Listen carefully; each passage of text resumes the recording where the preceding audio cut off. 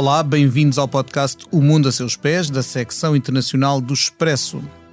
Estamos a gravar no dia 18 de outubro de 2021 e o assunto é Europa.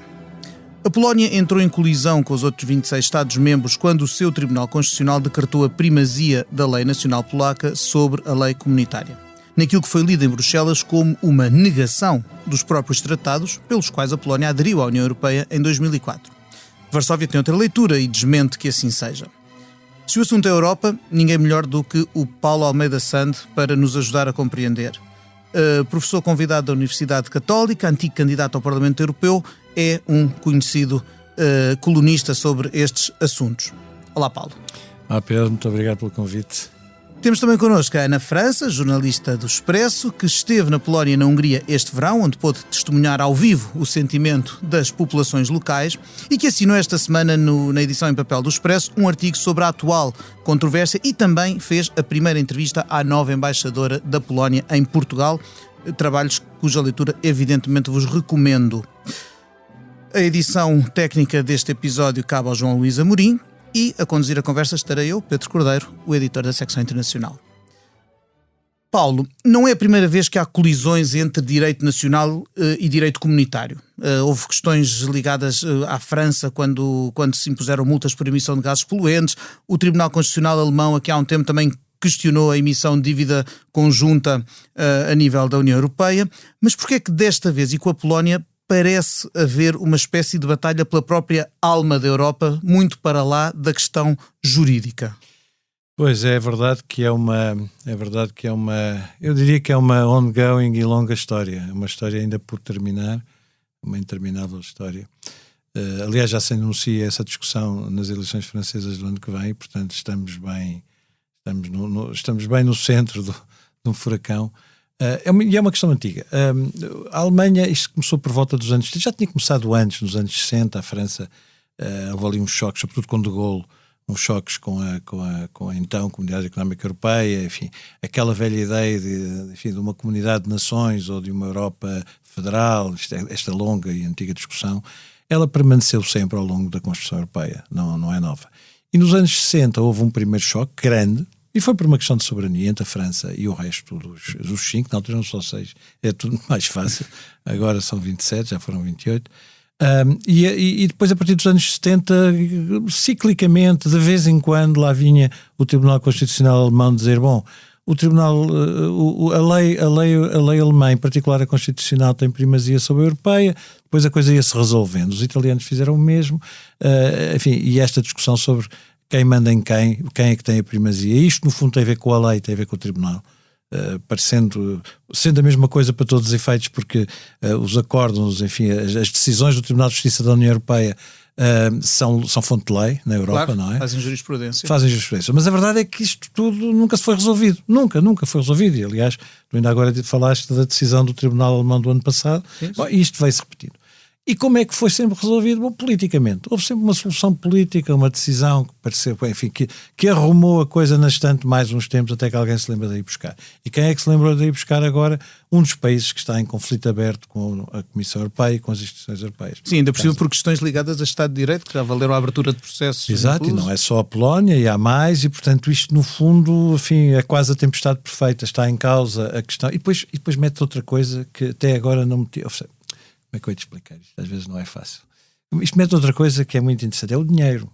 É que agora há aqui uma discussão sobre outro aspecto fundamental, que é aquele célebre regulamento sobre a condicionalidade da atribuição dos fundos. Bom, e portanto, de repente, já não é só uma sanção política, já não é só dizer que eles são maus e põem em causa os princípios da União Europeia, o que também é, mas é dizer-lhes assim, cuidado. Aliás, a Merkel já veio também a jogo dessa matéria, ainda chanceler alemã, cuidado que agora isto pode custar dinheiro. E custar dinheiro nestas coisas, enfim, é sempre o primeiro critério. No momento em que o volume e a natureza desse dinheiro é também ele novo para a Europa, em que a Europa acabou de sofrer o trauma da saída voluntária de um membro. Exato. E teve que tomar decisões muito importantes que vão ao âmago da Constituição Europeia, nomeadamente para responder à pandemia. A saída só pode ser voluntária. Essa é uma questão interessante. A saída só pode ser voluntária. Ninguém pode expulsar nenhum membro da União Europeia. E daí falar-se em chantagem, porque quer dizer, a Polónia sabe perfeitamente que ninguém a pode expulsar, mas ameaça com a sua saída. E, portanto, ao ameaçar com a sua saída, é uma espécie de bluff que não pode ser aceito pelos outros. Não é possível ir a jogo, não é? Porque não podem, eles não a podem expulsar. A propósito disso, eu queria falar à Ana, queria perguntar à Ana, a propósito disto, uma vez que estiveste este verão na Polónia e na Hungria, os países que também, agora fala-se mais da Polónia, mas a Hungria também tem conflitos. Sim, eles estão ambos no Tribunal e, portanto, tem que ver Justiça Europeu a tentar... Tem que ver com os valores mais fundamentais da Europa, não é? Não há só processos quando se ultrapassa o valor do déficit ou o valor da dívida. Estes são processos que têm que ver com valores fundamentais da democracia, do Estado de Direito, a independência dos poderes. Esta chantagem e este impasse com a Polónia tem também este aspecto interessante em que ouvimos agora, apareceu esta palavra Polexit, houve dirigentes, creio que o primeiro-ministro do Luxemburgo, que recomendou à Polónia que repensasse bem se quer mesmo fazer parte da União Europeia, uma vez que nega alguns dos seus valores. O Mark Rutte, que o Mark Rutte também, diretamente ao Orbán, dos Países Baixos. Já não via a Hungria como um membro da União Europeia. A questão é o seguinte, não há forma de expulsar nenhum país da União Europeia, e as populações destes países continuam a ser maioritariamente a favor da pertença à Europa, à União, nomeadamente na Polónia, com umas maiorias esmagadoras, algumas dessas pessoas saíram à rua aos milhares no último fim de semana anterior para precisamente exigir ao governo a manutenção dessa boa relação com a Europa. E, portanto, a minha pergunta é, como é que este governo portanto, liderado pelo Partido Lei e Justiça, um partido ultraconservador, soberanista, nacionalista, como é que se conjuga isso com a população maioritariamente europeísta? Ou seja, qual é o jogo, o que é que o governo da Polónia tem a ganhar com isto quando tem uma população tão europeísta, e como é que este nó se desembrulha? Que sentimentos que é que tu viste lá? Eu, sobre essa pergunta, vou passar depois ali ao professor, porque eu já tentei falar com alguns analistas lá e eles também não conseguem bem entender qual é o jogo final, porque são 88% das pessoas que se dizem, não é de agora, há vários anos que se fazem essas sondagens e os polacos são extremamente europeístas. Quando falamos do Reino Unido, temos um euroceticismo antigo, com raízes, aliás, tanto no Labour quanto nos conservadores, nas alas mais extremas, mas há em ambos os partidos. Não é um fenómeno de agora. Portanto, eu não consigo perceber o que é que o partido Lei e Justiça pode estar a querer com isto. Não há nenhuma sondagem, não há nenhum indicador que uma parte do eleitorado deles valoriza assim tanto esta coisa da soberania ou da lei ou do primado da lei polaca sobre... Não há... As pessoas não querem muito saber disso, querem saber de fundos da União Europeia, de ajudas, e vão provavelmente... As suas famílias, naturalmente, depois da pandemia. A União Europeia, a Polónia está extremamente ligada à Alemanha, em termos económicos. E quando eu estive em Poznan, e isso é 2 horas de Berlim, não é? E eu lembro-me das pessoas me dizerem que sair da União Europeia é impensável, porque há pessoas que trabalham todos os dias na Alemanha, ali. E, aliás, um dos analistas com que eu falei estava a tentar renovar a casa dele e não conseguia contratar, ia ter que pagar muito mais por uma empresa de remodelação lá, em Poznan, porque elas todas trabalham na Alemanha. Então há falta de oferta de mão de obra para coisas que nós aqui consideramos que qualquer pessoa faz. E nós vimos, já se está a ver, por exemplo, no Reino Unido, o que a maior dificuldade da circulação de pessoas entre o resto da União Europeia, entre a União Europeia e o Reino Unido, está a causar em termos de disrupção de cadeias de abastecimento. A Polónia, que partiu de quando aderiu à União Europeia, com certeza, ainda há memória bastante recente de como era e do que mudou a Polónia desde que aderiu à União. A Polónia hoje em dia como Portugal, e portanto as pessoas obviamente não quererão voltar claro a esse não. É passado. um grande poder económico neste momento. A Polónia está a crescer mesmo muito, é a taxa de desemprego menor da União Europeia, por exemplo. Tem grande crescimento, mas há uma coisa que eu gostava de ler. Eu lembro em 1999, a vantagem de ter mais anos é que nós lembramos de coisas mais para trás, diretamente, ter umas conversas com jornalistas polacos, aliás, com uma jornalista polaca e uma equipa que veio cá a Portugal na altura em que a Polónia estava ainda na fase inicial de negociação, enfim, ou pelo menos intermédia. Da adesão. E há uma tensão, eu diria, uma tensão quase não é inexplicável, é sobretudo quase inultrapassável entre um sentimento de identidade nacional, porque esta questão é toda muito identitária. E nós, quando estamos a falar como eu há bocadinho falei da França, neste momento preocupa-me muito mais o problema francês do que o problema polaco, sinceramente. Mas isso é outra questão. Mas é sempre uma questão identitária. Uma questão que nós temos ali, por acaso, perceber porque é que estes países são tão porque estes países, nacionalistas, ou isso é histórico, qual é Olha, porque estes países viveram permanentemente incursões no seu território, claro. Aliás, talvez um dos maiores exemplos, mais importantes exemplos no leste da Europa. Depois há uma característica na identidade. Nós pertencemos todos a qualquer coisa, não é? Nós temos aquilo que se chama muitas fidelidades, muitos sentimentos de pertença diferentes, quer dizer, uns pertencemos desde o nosso país, à nossa família, ao nosso grupo de amigos, ao nosso clube de futebol, aquelas coisas todas. Em alguns casos, enfim, como é que se diz, as cisanias, os confrontos são mais violentos que noutros. No caso dos clubes de futebol, sem grande razão de ser, mas é verdade. Há grandes paixões ligadas a esse sentimento. Ora, o que acontece hoje em dia é que esses sentimentos são muito complexos e nós de facto, vivemos entre realidades que são cada vez mais globais, por um lado, e ao mesmo tempo cada vez mais nacionais e locais. As nossas preocupações são mais locais, são cada vez mais e o nosso mundo cada vez mais... E ao mesmo tempo o mundo é cada vez mais gerido por, grandes corporações, que são quase maiores, em alguns casos maiores que os países.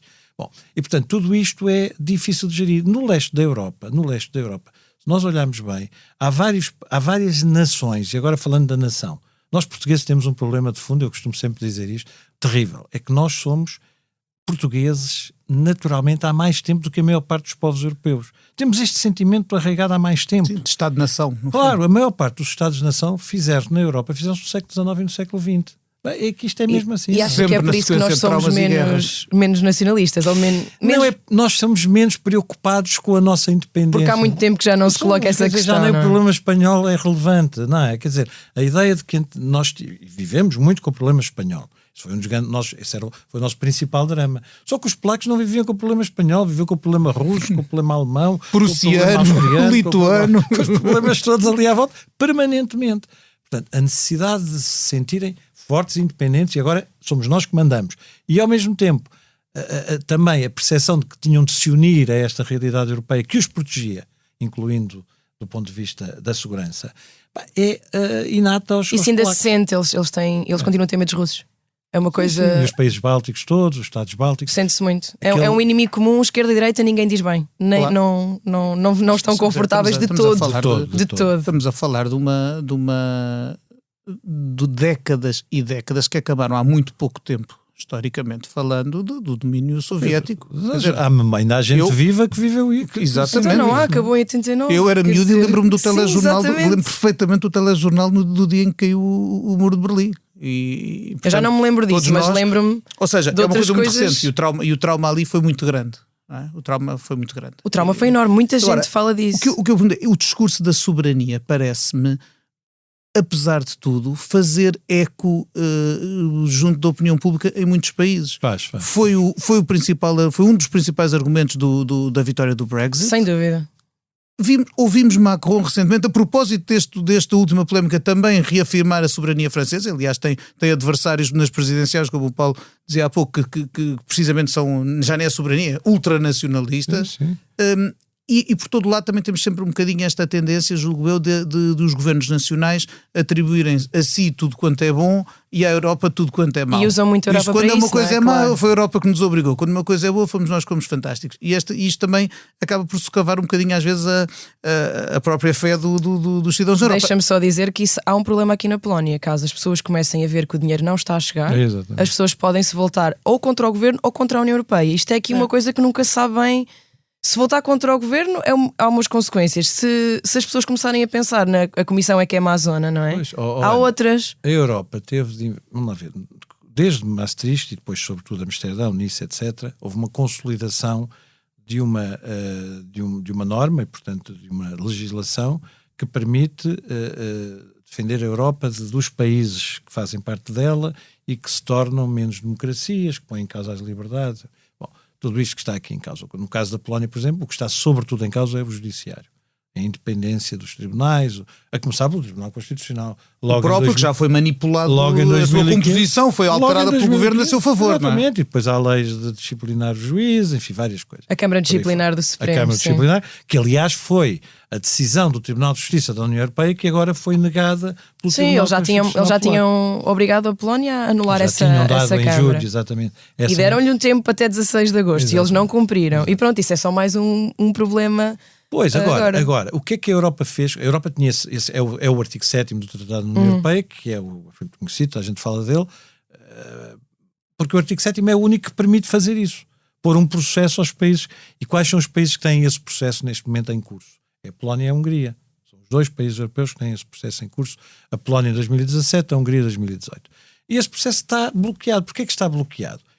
Porque é por unanimidade, com exceção do país em causa, só que os outros depois votam contra. A Hungria vota contra no caso da Polónia, a Polónia vota contra no caso da Hungria. Portanto, o processo está mais ou menos congelado. E o ano passado inventou-se, enfim, criou-se, eu acho que foi uma invenção para tentar encontrar um caminho, o tal regulamento, que aliás foi questionado logo pela Polónia e pela Hungria. Está em tribunal agora? Da condicionalidade, está em tribunal. Portanto, a Hungria e a Polónia apelam ao tribunal contra a um tribunal que aliás põe em causa, de forma muito clara, não é? A Europa também, a União Europeia tem esse problema na sua construção, além do Paulo já ter referido a sua natureza híbrida, que não é nem agrupamento de Estados-nação, nem federação, e não se põe, julgo eu, num horizonte realista, não se põe a hipótese de uma evolução para o federalismo, que muita gente defende, agora ainda menos do que já foi. Exatamente. Menos agora. E por outro lado, precisa mesmo destes países rebeldes com quem as instituições europeias entram em colisão, precisa deles precisamente porque há coisas que não se aprovam sem unanimidade, e mesmo naquelas em que é unanimidade menos o envolvido, basta haver 2 envolvidos para se cobrirem, no fundo, um ao outro. Não é? O artigo da Ana desta semana tinha como título Entre o Torniquete e o Diálogo. E é um bocadinho isto aí que está, não é? É um bocadinho aí que está. Por um lado, tem que se apertar para forçar o cumprimento das regras, mas por outro lado tem que se conseguir um diálogo que permita ir avançando. O artigo da Ana, Ana, desculpe lá já agora falar do seu artigo, mas o artigo com a Susana Fresh, que também em Bruxelas conseguiu sacar umas boas coisas. Exatamente, a nossa correspondente do Expresso e SIC em Bruxelas. São cruciais, a Susana é uma belíssima correspondente. São um bocadinho o nosso elo de ligação. Sim, o Expresso ainda tem bastante. Temos sorte de ter muitas visões ainda a vir de várias partes do mundo. É bastante bom, sim, é bastante rico. Não, ajuda muito porque isto é uma realidade complexa. Agora, é evidente que, repare, esta questão da soberania é posta hoje em dia até por gente como o Michel Barnier, quer dizer, até o Michel Barnier, mesmo o próprio Macron, que é um dos grandes defensores da União Europeia, já falou a ocasiões da soberania francesa, etc. Portanto, essa ideia do ou negociamos, eu para já acho absolutamente impensável que a Polónia queira em algum momento no futuro próximo sair da União Europeia. Não acho pensável. Repito, preocupa mais a França, porque a França é um país fundador, é um país essencial na União Europeia, e quando se põe em causa a supremacia do direito europeu e sobretudo do Tribunal de Justiça da União Europeia, está-se a pôr em causa, isto é como uma célula, quer dizer, está-se a pôr em causa a célula fundamental da Constituição Europeia, ou seja, da existência da União Europeia, que não vai para um federalismo. É escusado, neste momento ninguém quer isso. O Jacques Delors, nos anos 90, chamava a União Europeia um OPNI, um objeto político não identificado. O que é isso? Não se sabia bem o que era, assim uma coisa, objeto político. E é verdade, isto não é nada, isto é diferente de tudo o resto. É uma invenção europeia, agora sim, agora aplica-se bem. Uma invenção europeia, eu costumo dizer que falar português, o essencial é usarmos as palavras certas no momento certo. Tudo o resto é relativamente menos importante. Mas o dizer as coisas, isto é uma invenção europeia. É uma invenção dos europeus, a dizer assim, vamos prescindir de partes da nossa soberania. E, portanto, quando se põe em causa, quando está a soberania em causa, é a União Europeia que está em causa, porque a União Europeia parte dessa base. Um conjunto de países decidiram prescindir de partes da sua soberania. Porquê? Primeiro, por um objetivo. A paz. A primeira de todas. A primeira de todas. Tinha que ser a Alemanha e a França numa coisa qualquer. Tinha que resolver. Começa pelo carvão e pelo aço e depois avança-se para uma coisa mais abrangente. Mas a ideia era, sim, o fundamental era ter a Alemanha e a França presas uma à outra para qualquer. A Europa viveu uma guerra civil de 30 anos no século XX, a guerra mais sangrenta da história do ser humano. Quer dizer, nós temos que pôr as coisas também aí nesse ponto. parece que foi há muito tempo. Não foi nada, estávamos a ver isso, a gente viva, não é? E depois houve aquela coisa do comunismo que durou, com os horrores todos que o acompanharam, que também não convém não esquecer. Nunca. Que são uma história negra, uma página negra da história da humanidade também, mas a verdade é esta: na base deste processo está o primado da lei europeia. Porquê? Porque como é soberania que falamos, depois o processo de decisão é outra coisa. Pode-se decidir por unanimidade e aí protege as soberanias nacionais. E há domínios, a defesa, a parte fiscal, etc., em que se decide ainda por unanimidade na União Europeia. Agora, se puser isso em causa definitivamente, este processo não é viável. Não vale a pena pensar que é viável, não é possível. Quer dizer, a partir de agora Portugal, decido, olha, esta lei não me agrada, não a cumpro. Bom, e os outros vão cumpri-la porquê? Se há um país que não cumpre, outro também não cumpre. Claro. A certa altura, esborou-se. Foi, aliás, dos grandes assuntos, mesmo para países de fora, ou que saem, no caso, por exemplo, do Reino Unido, quando saiu da União Europeia, uma das grandes insistências, ideias em que se insistia do lado europeu na negociação era precisamente isso. Não há aqui o cherry picking de eu com isto quero ficar, com aquilo não. Muito menos para um país que permanece na União Europeia. Aliás, temos um exemplo no caso do Reino Unido, enfim, já agora derivando um bocado, o caso do Reino Unido, esta questão da Irlanda é um problema complicado. Muito complicado. Não, porque muito complicado, e podemos falar sobre ele também, porque também aliás, é um assunto que está também a ir ao âmago da União Europeia, não é? Estamos a falar do Tribunal Europeu de Justiça na mesma aqui. Estamos a falar do Tribunal de Justiça e agora os britânicos já vieram pôr em causa, inclusivamente, determinado tipo de instrumentos de proteção dos direitos humanos relacionados com o Conselho da Europa e, portanto, com o Tribunal Europeu dos Direitos do Homem, que não é nada, não tem a ver com a União Europeia. Mas, quer dizer, esta lógica de eu posso decidir tudo sozinho é uma lógica completamente contra a corrente. Essa é que, na minha opinião, é contra a corrente. O que é que vamos encontrar politicamente? Que fórmula política é que encontramos para acomodar esta realidade? A própria Comissão, aliás, por exemplo, neste momento debate-se com uma coisa tão simples e tão complicada como esta. Como é que gera a relação com as grandes plataformas globais, com as grandes corporações globais, algumas das quais têm um volume de negócio superior ao PIB de muitos países. Estariam no pódio se fossem países, não é? Pois, Mário ia viver para um país desse. mas há esta questão. É muito difícil, é quase a quadratura do círculo. Já não há programa nenhum com esse nome, acho eu, portanto já não, agora há a circulatura do quadrado. Portanto, não me diria que a minha questão é o que é que a Europa vai fazer? Não, eu acho que a Europa tem que defender até onde é que pode ir? A Merkel veio dizer, a Angela Merkel ainda, e vai continuar a ser obviamente uma pessoa muito influente na Europa, mas vai deixar de ter um poder executivo. Claro. Vai deixar de estar ao comando. Mas ela, sexta-feira, disse uma coisa importante. Ela disse, cuidado, vão devagar, esta coisa dos dinheiros, voltamos à questão dos dinheiros, ainda estava a dizer isso, é verdade. Se os polacos começarem a sentir, já nem sequer há dinheiro, os franceses, a confiança dos franceses nas instituições europeias caiu a pica agora, nos últimos 15 dias, por causa da história do AUKUS. Quer dizer, o AUKUS é o acordo entre a Austrália e o Reino Unido. Porquê? Porque submarinos nucleares no Indo-Pacífico. O governo diz aos franceses, olha, nós perdemos um contrato extraordinário, enorme, não sei quantos milhões. Sim. Além do que isso faz o orgulho francês, não fazemos parte. Até porque, no caso, ao contrário de muitos outros países, para a França o Indo-Pacífico não é nem nunca será indiferente. Não é, claro que não. É serem postos de parte numa zona que lhes é crucial e onde empenharam esforços. 1,6 milhões de franceses? Sim. A viver ali naquela... muita gente. E uma presença colonial histórica gigante. Não, mas a questão de o que é que a Europa pode fazer? Inevitavelmente, até porque o Parlamento Europeu tem insistido, já ainda esta semana se voltou a colocar a questão de levar a Comissão ao Tribunal, e a instituição pode fazê-lo, não é? Por incumprimento dos tratados e da legislação europeia, e neste caso o total regulamento da condicionalidade. O regulamento da condicionalidade não digo que é uma bomba atómica, mas é fortíssimo, não é? Quer dizer, se forem suspensa a atribuição de fundos para estes países, a Polónia é dos países europeus que mais beneficiou dos fundos, não é? Sim. Isto é, e a Hungria também obviamente precisa muito, portanto é uma espécie quase de bomba atómica e por isso é que este regulamento foi aprovado, não é? Agora, o problema é também político, eu diria que é muito problema político, é mais até político do que técnico, no sentido do direito, neste caso. Mas a Europa não pode prescindir de defender, porque senão qualquer dia, quer dizer, cada país faz o que quer, cada um toma as decisões que quer e até do ponto de vista democrático isso é um péssimo exemplo, não é?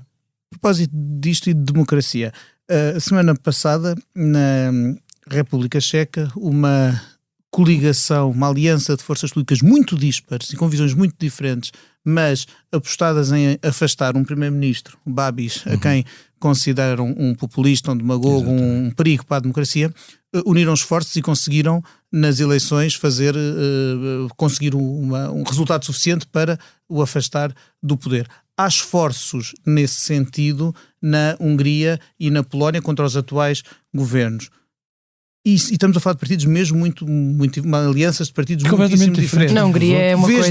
Vês nisto um potencial. O New York Times, exatamente, o New York Times fazia um artigo sobre isto recentemente em que lançava a questão: será que isto pode fazer escola em sítios onde estes líderes democraticamente eleitos, mas potencialmente autoritários e vá lá, de certa forma, perigos para o Estado de Direito, isto pode fazer escola? Oh Pedro, eu acho sobretudo que isso é um bocado um sinal do fim das ideologias, ou seja, nós andamos a falar disto há muitos anos, mas a verdade é que quando partidos tão diferentes, aliás, na Alemanha, enfim, não é? Já há um Sim, acordo. Esta coligação semáforo também é uma coisa que junta gente muito diferente. Coisa que junta gente, não é? Ecologistas, liberais e sociais-democratas completamente diferentes, não é? Como é que isso... Eu julgo que cada vez mais há uma coisa na Europa que é evidente. Nós costumamos dizer, quando definimos democracia e falamos dessas coisas, que há uma diferença entre a democracia formal, a democracia eleitoral e a democracia substancial, aquela que de facto tem a ver com a liberdade, no seu sentido mais lato, e que não é necessariamente só os partidos ganharem eleições. Sim, e este voto de X em X anos, a participação, o escrutínio. Exato, o que dá a sensação, neste caso, com esse objetivo, e isso aconteceu de facto na República Checa, como está a acontecer na Hungria, agora já foi escolhido, enfim, um conservador, aliás, para liderar essa oposição.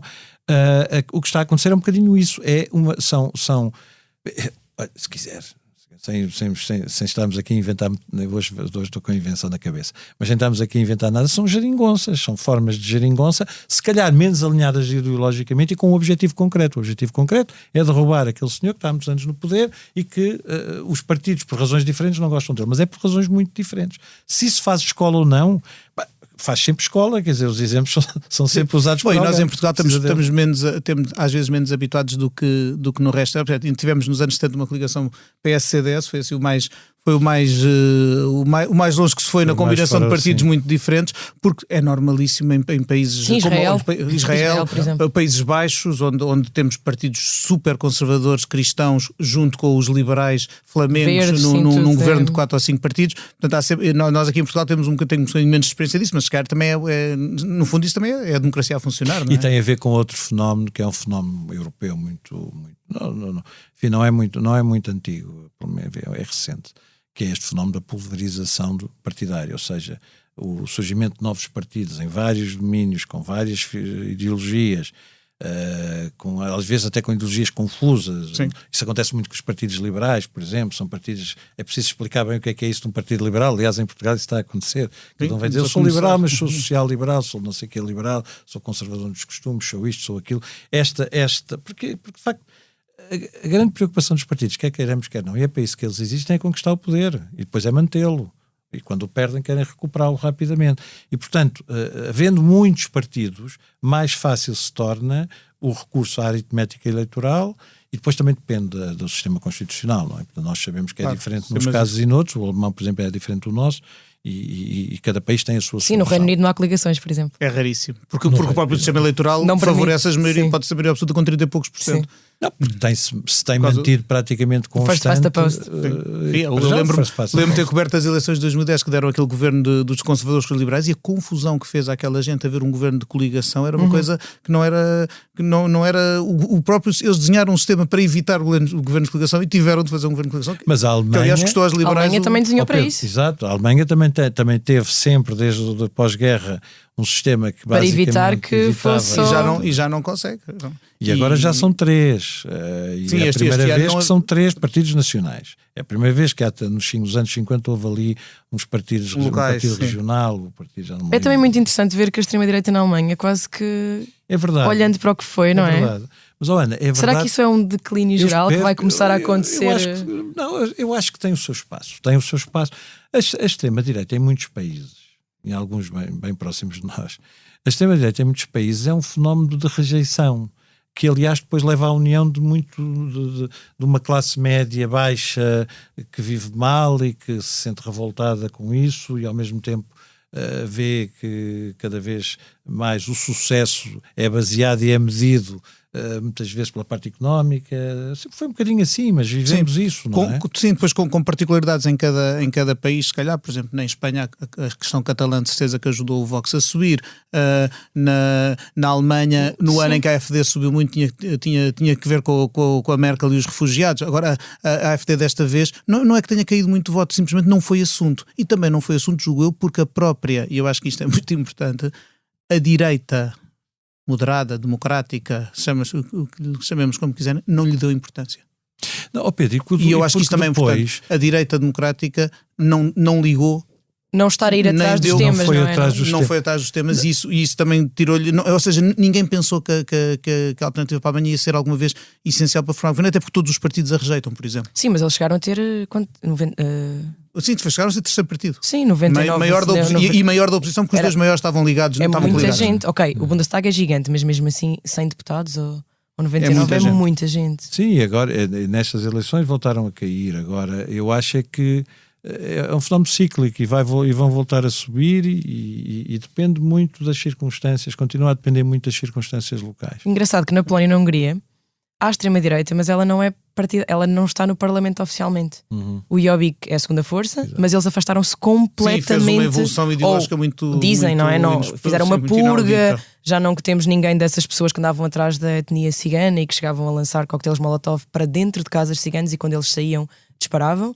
Isso chegou a acontecer na Hungria e eles quiseram se afastar completamente desse legado. Portanto, até na Polónia e na Hungria nós estamos aqui a falar de regimes autoritários e nacionalistas, mas até eles estão a distanciar da extrema-direita. O próprio não há nos parlamentos, não existe. Estamos com o tempo contado, mas reparem também como, por exemplo, alguém esperava aqui há uns meses que a primazia, digamos assim, da extrema-direita francesa estivesse a ser disputada, que Marine Le Pen tivesse em risco a sua candidatura presidencial ou a passagem à segunda volta. Ninguém. Assumíamos todos que era Macron, quase certeza que era Macron versus Le Pen. E agora de repente aparece aqui alguém novo, um Henrique Zemmour, que ninguém fora do país poucos conheciam até há pouco tempo, e de repente as coisas, há um abalão e as coisas mudam. Há uma expressão que eu uso há muitos anos, que é de um político francês, e que quer dizer que, em francês é j'ai beaucoup vu des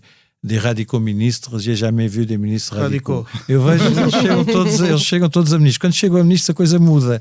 E quando muda, essa base de descontentamento começa à procura de outra solução. E não é necessariamente um partido ainda mais radical, porque a certa altura também não é possível ser mais radical nas intenções, não é? É verdade, e com esta nota estamos a chegar ao fim do nosso tempo, mas ninguém se vai embora sem eu fazer a pergunta habitual do final do mundo a seus pés. Ana, começo por ti. Se pudesses viajar para qualquer parte do mundo neste momento, sem restrições, sem pandemia, sem nada, sem máscara, para onde é que já estamos quase. Olha, estou em condições de dizer em primeira mão que não é para onde poderia ir ou para onde queria ir, mas para onde vou, nos meus pequeninos dias que me restam de férias deste ano. Vou conhecer Lanzarote e talvez outras ilhas onde ainda está mais ou menos um calorzinho aprazível. Não conheço e pronto, tenho sempre aquela minha fixação com ilhas. Acho que são assim sítios completamente diferentes do continente. Nessa onde vive um grande compatriota nosso. Exatamente. E também é por isso que quero conhecer. E La Palma. La Palma deve ser, por um lado é fascinante, por outro é aterrorizador, mas ao mesmo tempo aquilo é... Sim, creio que os nossos colegas devem estar eventualmente a pensar em ir para lá. Sim. Temos vamos ter reportagem em La Palma. Eu vi a certa altura um comentário de um casal, acho que eram alemães, tinham a casa já meio a arder e diziam: o espetáculo era fascinante. Ou seja, por um lado, o horror ali, que ao mesmo tempo fascina. Um horror, sim, aliás, o horror tem muito isso como eu iria para a Coreia do Sul para perceber se aquela coisa do Squid Games é mesmo a sério. Olha, parece duas boas propostas de ainda viagem. Me apanham num autocarro e me levam para qualquer lado. Exatamente. Bom, espero que não. Até porque nós contamos contigo mais vezes aqui no Mundo a Seus Pés. E com estas notas nos despedimos. O Mundo a Seus Pés volta dentro de algumas semanas, não necessariamente aqui a 2, porque calha a segunda-feira ser feriado. Mas para a semana o que posso assegurar é que estará aqui o África Agora da Cristina Pérez e toda a atualidade nacional e internacional continua sempre disponível nos sites do Expresso e no sábado. De novo voltamos a sair ao sábado, temos a edição semanal. Fique connosco, até lá, até breve, até sempre.